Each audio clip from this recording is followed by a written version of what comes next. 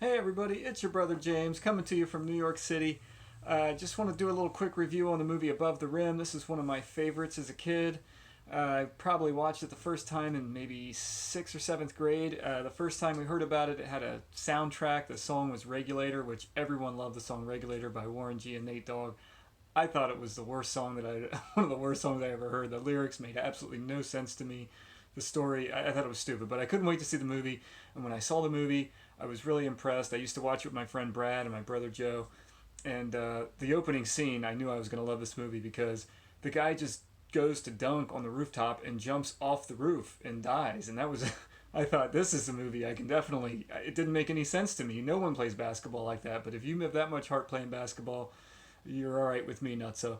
So it goes on, and the movie continues with the guy's best friend, the guy who dies, his best friend, played by Leon, and his younger brother is a big drug dealer in the city. They go check out a game, a high school game. This kid that Dwayne Martin plays, Kyle Watson, and he's supposed to be the best basketball player on his team. He's a heavy recruit going into college. He wants to go to Georgetown and play for John Thompson. His coach is trying to keep him on the straight and narrow, and he doesn't want to do it. He's kind of hot-headed. He knows he's the best player out there. But they lose the game, and Tupac's character, the big drug, he was recruiting for his summer basketball league, and he sees them lose. So Kyle thinks he's disappointed Birdie's Tupac's character, and they walk out. But Marlon Wayans, who's like Tupac's, got his ear the whole time. But that's also Kyle's best friend. Anyway, movie continues on. Kyle's mom wants him to be a little bit more disciplined. His dad's not in the picture. Then all of a sudden, his mom meets old Shep, who's Tupac's brother, and so now you've got these families getting together, and it gets really funny because Marlon starts practicing with Kyle and saying he's going to play college ball with him. He just got out of prison. He's not in shape. All he wants to talk about is how big Kyle's dick is and how good he is at basketball. Then they run into Bernie Mac, who's also used to play with Shep back in the day. They were playing ball together, and now Bernie Mac's a bum. He plays the funniest bum I've ever seen, the funniest line in the whole movie. I still say it. The way he says it is so funny. When Kyle goes and he's looking for Shep, and he says, "Hey, where's your boy Shep?" And Bernie Mac says, "Huh, what, you looking for some dick?" And I think that's the funniest thing I've ever heard in that movie. It's the funniest thing. Only Bernie Mac can say it that way. And then later he gets killed by Tupac, of course.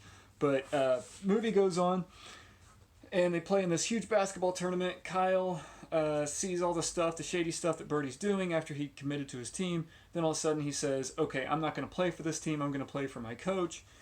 Birdie threatens him by saying, "You accepted gifts," which he did. He accepted dates, and he accepted shoes, and all kinds of other good stuff.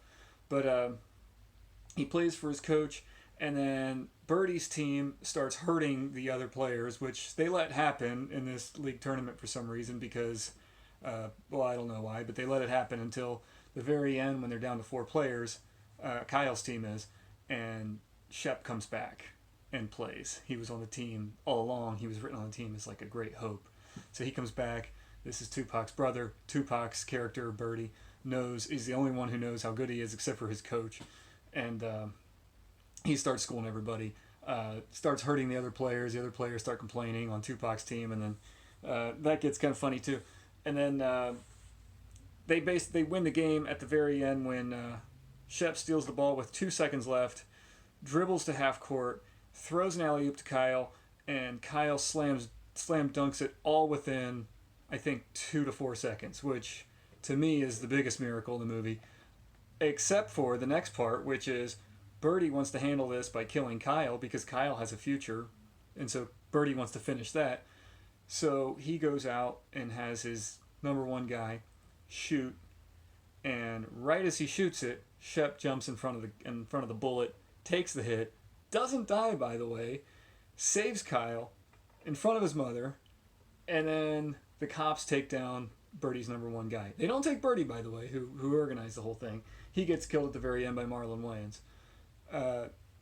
Great movie. I loved it. And then the very end, they play the worst song that's ever been played in rap music history to finish off this movie, which, they could have picked something else. That's all I got for Above the Rim. I recommend it highly. It's one of my favorites. There's a lot of laughs. There's a lot of action. It's good basketball. It's good acting.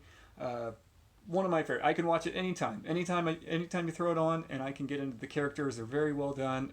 Leon, Tupac, of course, Dwayne Martin.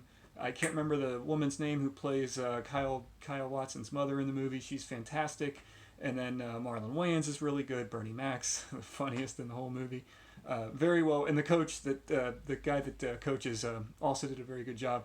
Tupac went on later to talk about this movie, how professional he thought everyone was that directed the movie.